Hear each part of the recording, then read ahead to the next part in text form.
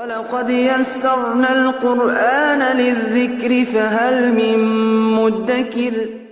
اعوذ باللہ من الشیطان الرجیم، بسم اللہ الرحمن الرحیم۔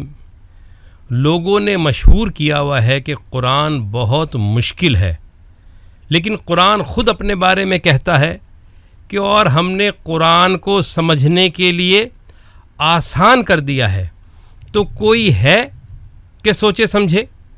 اور آپ دیکھ رہے ہیں کہ جوں ہمارے یہ اسباق آگے بڑھ رہے ہیں، قرآن آسان سے آسان ہوتا چلا جا رہا ہے۔ مشترک مفہومی ترجمہ بذریعہ علامتی طریقہ تدریس، یہ وہ طریقہ تدریس ہے جس میں ہم قرآن پاک کا ترجمہ دو مراحل میں کرتے ہیں۔ پہلا مرحلہ تلاش اردو ہے، جبکہ دوسرا مرحلہ علامات کی تفہیم ہے، پروناؤنز، ضمائر، ان کو ہم سمجھتے ہیں۔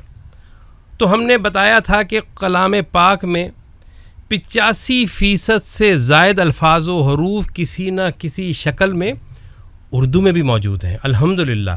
تو آپ دیکھیں کہ جو لوگ اردو سمجھتے ہیں، اردو بولتے ہیں، وہ کس قدر خوش قسمت ہیں کہ ان کے لیے قرآن پاک سمجھنا کتنا آسان ہو گیا ہے کہ بس لفظ کو دیکھیں اور اس میں اردو تلاش کریں۔ لیکن ایک مسئلہ ہے کہ قرآن پاک میں جتنے الفاظ ہیں وہ بنیادی طور پر 3 حروف سے مل کر بنے ہیں اکثر، اور وہ 3 حروف مادہ کہلاتے ہیں، بنیادی حروف کہلاتے ہیں، روٹ ورڈز کہلاتے ہیں۔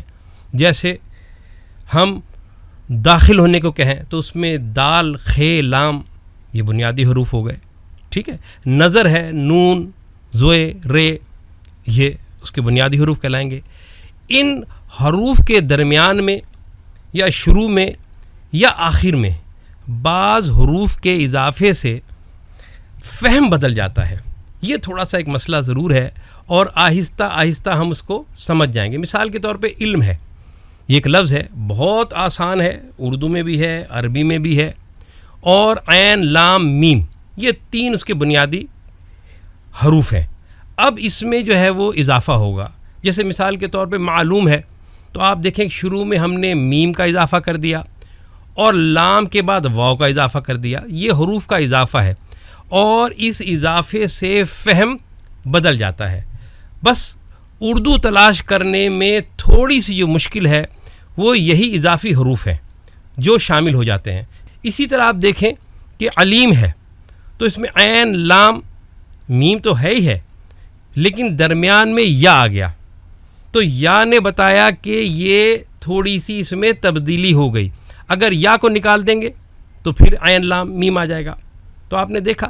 پھر آپ دیکھیں تعلیم ہے، تعلیم میں عین، لام، میم موجود ہے، لیکن شروع میں کیا آ گیا؟ تا آ گیا، تو تا جو ہے وہ اضافی ہو گیا، اور اصل لفظ جو ہے وہ عین، لام، میم ہے۔ تو آپ نے جو 3 بنیادی حروف ہیں ان کے ساتھ جو الفاظ جڑے ہوں گے ان کو جو ہے وہ الگ کرنا ہے۔ آخر میں دیکھ لیجئے، آخر کے اندر کبھی جو ہے وہ واو، نون آتا ہے، جیسے کتابوں، شہروں ہم کہتے ہیں نا اردو میں، اسی طرح عربی کے اندر موجود ہے۔ تو یہ جو ہے وہ بنیادی حروف کے ساتھ ہے۔ مثال کے طور پر میں کہوں تعلمون، تو اس میں واو، نون اضافی ہے۔ اسی طرح معلومات، آپ دیکھیں معلومات کے آخر میں الف ہے اور تے ہے، یہ بھی زیادہ ہے۔ تو عین، لام، میم کے شروع میں، عین، لام، میم کے درمیان میں، اور عین، لام، میم کے آخر میں عموماً کچھ نہ کچھ حروف کا اضافہ ہوتا چلا جاتا ہے۔ یہ مشتقات ہیں، عالم، معلوم، تعلیم، معلم، متعلم، عالم، عالمین۔ آپ نے دیکھا کتنے سارے الفاظ عین، لام، میم سے بن رہے ہیں۔ تو ان الفاظ میں سے آپ نے عین، لام، میم نکالنا ہے، اور یہی اصل میں کمال ہے تلاش اردو کا۔ اور چونکہ عربی میں اور اردو میں مشتقات ایک ہی جیسے ہیں، جو عربی میں ہیں کم و بیش اردو میں بھی ہیں۔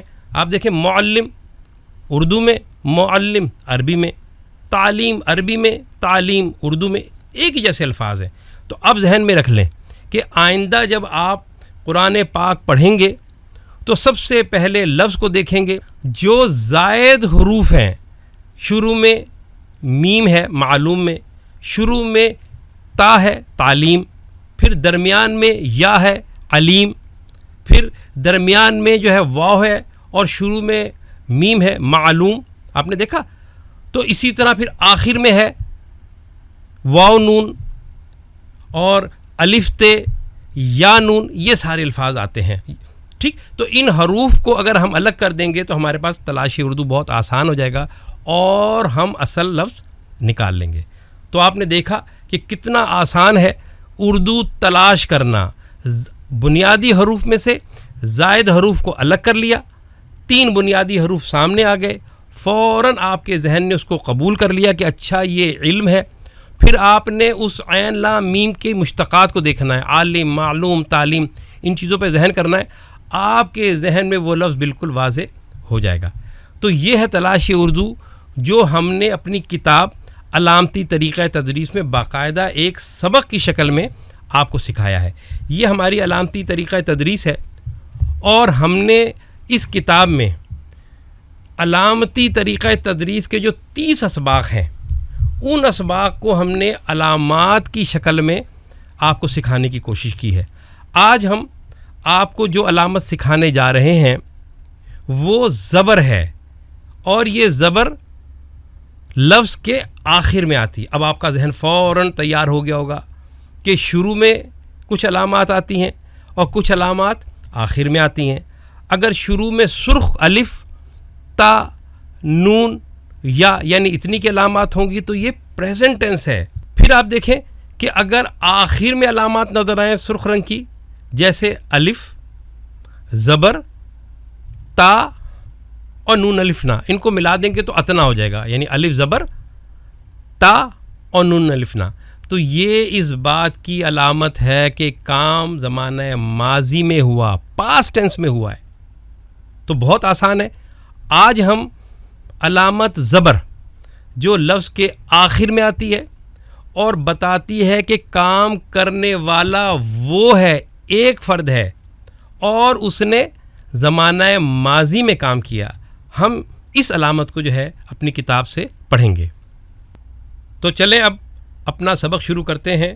طریقہ کار آپ کو معلوم ہے اور بار بار الحمدللہ آپ اس کی پریکٹس کر چکے ہیں کہ لفظ دیکھنا ہے، لفظ میں آپ نے اردو تلاش کرنی ہے اور پھر آپ نے ضمیر کو دیکھنا ہے. تو آپ پہلا لفظ دیکھیں، قالا. پہلا مرحلہ تلاش اردو، قول، قائل، قوالی، اردو نکل آئی. دوسرا مرحلہ علامت، شروع میں یا آخر میں سرخ رنگ کی.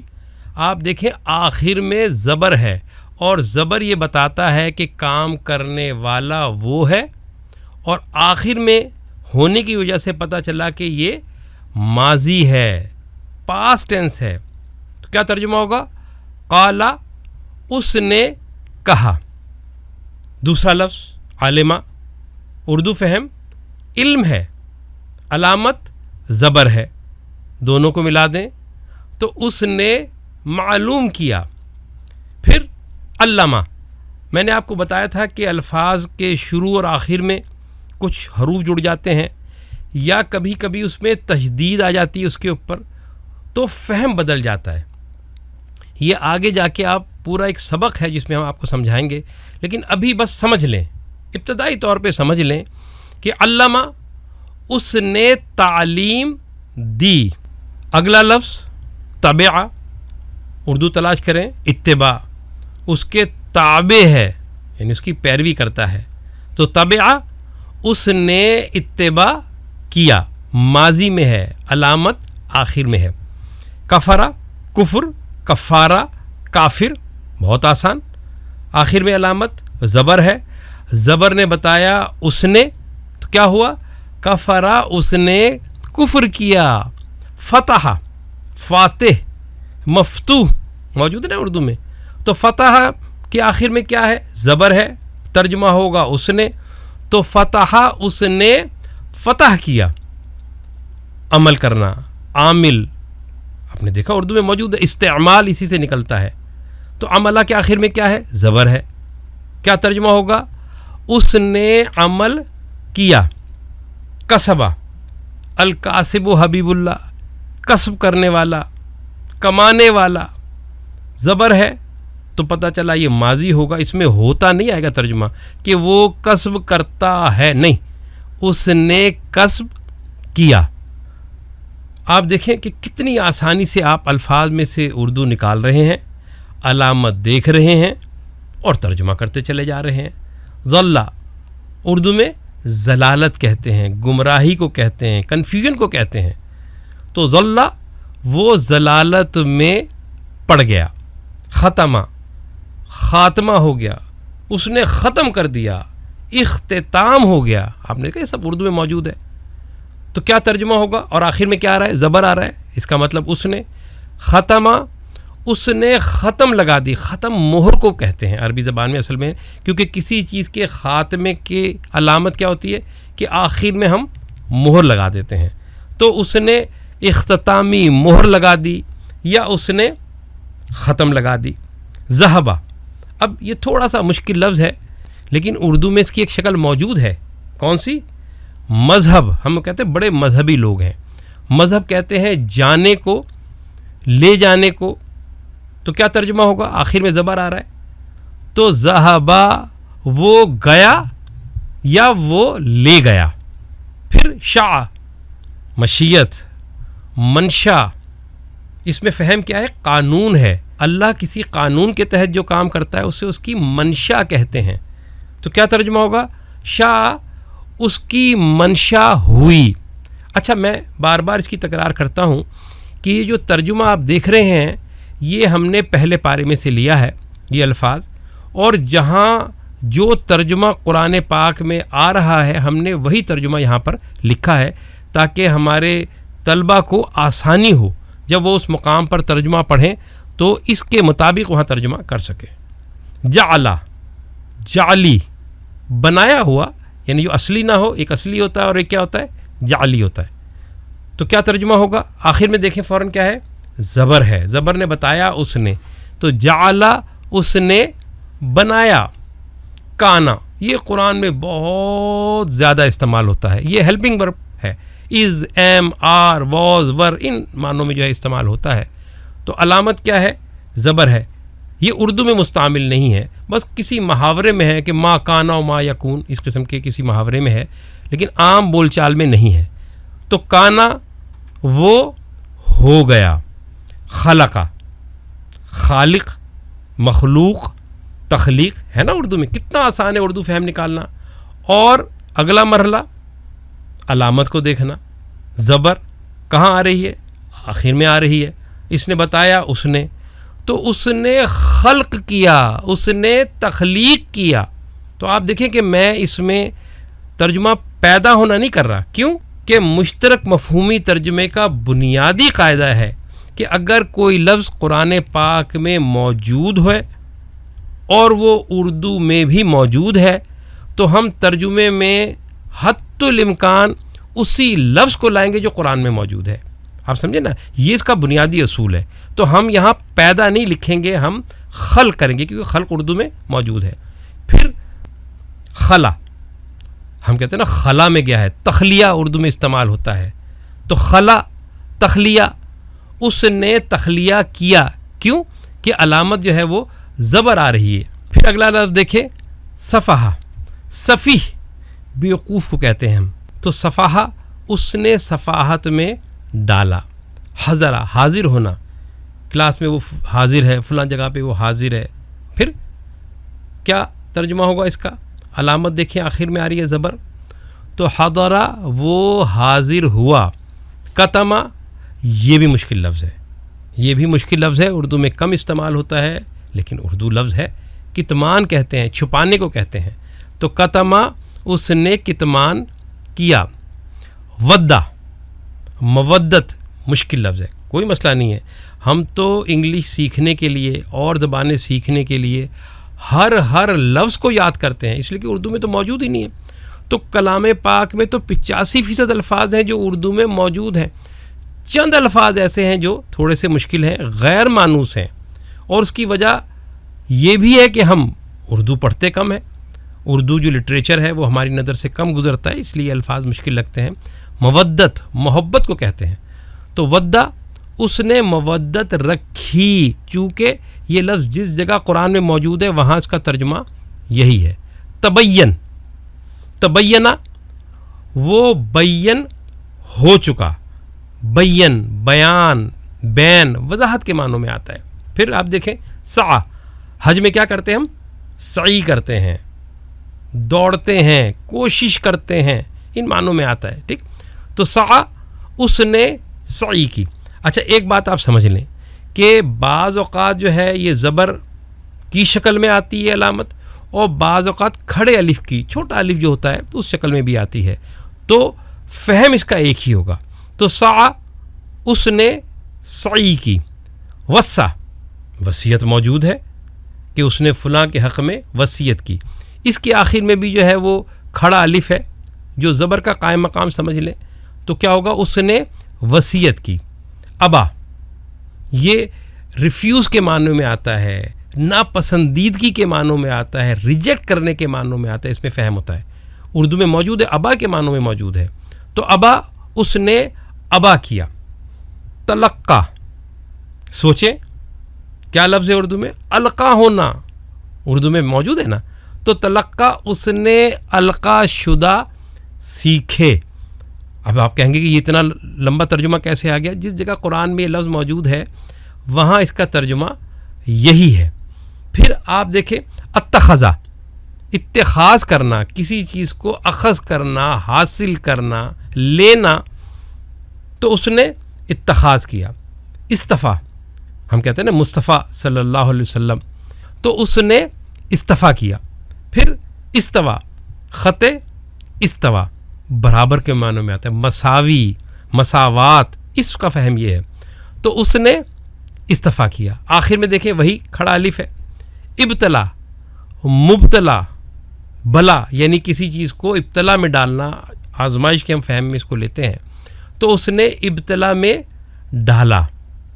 استکبرا تکبر ہے. میں نے آپ کو بتایا تھا کہ الف سین تے اکثر الفاظ کے شروع میں آتا ہے، عمل سے استعمال، خارج ہونے سے استخراج، استنباط، یہ سب آپ اردو میں موجود ہے. تو استکبار اس نے استکبار کیا، تکبر کیا، اس نے تکبر کیا. یہ دونوں ترجمے ہو سکتے ہیں کہ اس نے استکبار کیا یا اس نے تکبر کیا. استسقا، سقا کہتے ہیں نا جو پانی پلاتے تھے، یعنی پانی پلانے کے فہم میں جو ہے یہ لفظ آتا ہے. تو استسقا اس نے استسقا کیا یعنی اس نے پانی پلایا. پھر امن بہت آسان ہے. امن اردو کا لفظ ہے، ایمان اردو کا لفظ ہے، آخر میں زبر ہے. امنا وہ ایمان لایا. ارادہ، ارادہ موجود ہے اردو میں، آخر میں علامت کیا ہے؟ زبر ہے. تو زبر نے بتایا اس نے، تو ارادہ اس نے ارادہ کیا. امرا امیر المؤمنین، امر دینا، حکم دینے کے معنی میں آتا ہے کہ امرا اردو فہم امر دینا. کس نے امر دیا؟ زبر نے بتایا. زبر نے کیا بتایا؟ اس نے. علامت کہاں ہے؟ آخر میں ہے، پاسٹ ٹینس ہے.